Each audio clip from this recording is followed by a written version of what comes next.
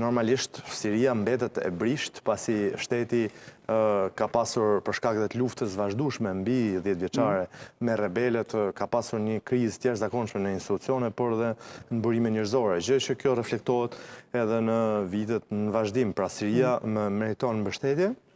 meriton një vëmendje akoma më të shtuar për sa i përket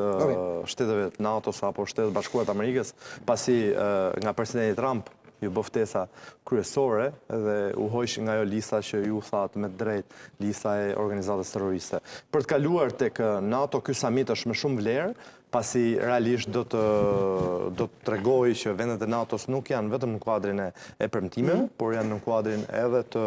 mbajtjes premtimeve apo planeve konkrete, dhe ju ka kërkuar të 31 vendeve anëtare, pra përveç Shtetet Bashkuara të Amerikës, ju ka kërkuar plane konkrete për rritjen e shpenzimeve në 5%, për shtimin e numrave apo për kapaciteteve të ndryshme. Pse duhet kërkojë të president Trump kur sekretari i përgjithshëm i NATO-s? Pse duhet të jetë Trumpi ta kërkojë këtë gjë kur është një person që ka për detyrë këtë gjë? Është një diçka që ne duhet ta themi dhe është e prekshme. Për shumë vite, shumë shtete të NATO-s, duke qenë që ishin në umbrellën e NATO-s dhe plotësojnë ato kapacitetet e tyre për sa i përket pagesës, por dhe numrit të ushtarëve,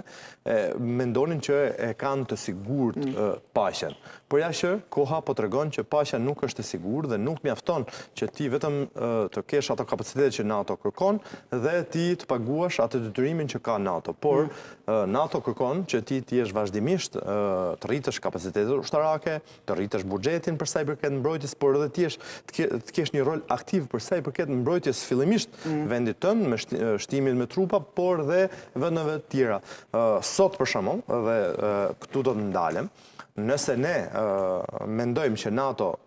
e ka buxhetin, NATO është në një krizë të vërtetë, siç është Europa, kriza e burimeve njerëzore. Pra NATO sot vuan për sa i përket furnizimit me burime njerëzore, mobilizimit të përgjithshëm këtë popullsisë, liberalizimi për një kohë gjatë i Europës i bëri të mundur që mos të jetë e gatshme, mos të jetë e aftë, mos ta kuptojë realitetin e një lufte të ardhshme. Dhe lufta me Rusi-Ukrainë i bëri vendet e Europës apo vendet e NATO-s të mendojnë ndryshe që